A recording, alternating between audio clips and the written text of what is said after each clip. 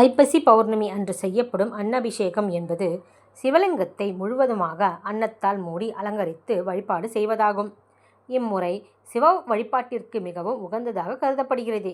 ஏனெனில் ஐப்பசி பௌர்ணமியில் சந்திரன் முழுமையான பொலிவுடன் இருப்பதால் சிவபெருமான் சிறப்பு வாய்ந்த இந்த வழிபாட்டை மேற்கொள்வதாக நம்பப்படுகிறது.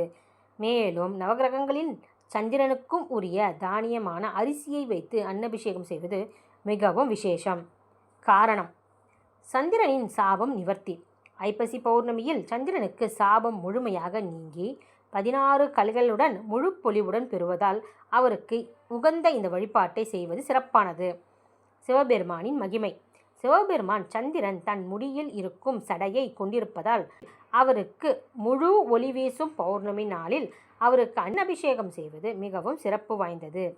அன்னத்தின் மகிமை: பஞ்சபூதங்களின் கலவையான சிவலிங்கத்திற்கு அன்னத்தால் அபிஷேகம் செய்வது அன்னதானத்தை வீணாக்காக கூடாது என்பதை உணர்த்துவதாக கருதப்படுகிறது. நவகிரகங்களின் தொடர்பு: நவகிரகங்களில் சந்திரனுக்கு உரிய தானியம் அரிசி என்பதால் இந்த நாளில் அன்னாபிஷேகம் செய்வது சிறப்பு வாய்ந்தது. அனைத்து சிவாலயங்களில் அன்னாபிஷேகம் நடைபெறும் சிவலிங்கத்தை முழுவதும் சாதத்தால் அலங்கரித்து வழிபடுபவர். பூஜை அறையில் விளக்கேற்றி ஓம் நமசிவாய மந்திரத்தை சொல்லி சுத்தமான நீர், பால், தயிர், சந்தனம் போன்ற அபிஷேகங்கள் பொருட்களை சிவனை வழிபட்டு பின்னர் அபிஷேகம் செய்யலாம். அபிஷேகம் செய்த அன்னத்தின் ஒரு பகுதியை அருகில் உள்ள நீர்நிலையில் கரைப்பது மரபு. வருடாந்தோறும் ஐப்பசி மாதத்தில் வரும் பௌர்ணமி தினத்தன்று சிவனின் லிங்க திருமேனிக்கு அன்னாபிஷேகம் சிறப்பாக நடைபெறும். கர்ப்ப கிரகத்தில் உள்ள சிவலிங்கத்திற்கு சமைத்த சாதங்கள், காய்கறிகள் மற்றும் பழங்களை கொண்டு அபிஷேகம் செய்யப்படுகிறது. நாம் உண்ணுவதற்கு உணவளித்த சிவனுக்கு நன்றி தெரிவிக்கும் விதமாக இந்த அன்னாபிஷேகம் செய்யப்படுகிறது.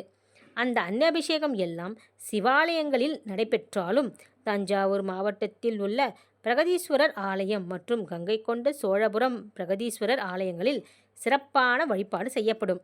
சிறப்பு வாய்ந்த அன்னாபிஷேக வழிபாட்டில் கலந்து கொண்டு இறைவனின் பரிபூர்ண அருளை பெற்று நாமும் குறைகளை நீக்கி பேறு பெறலாம்.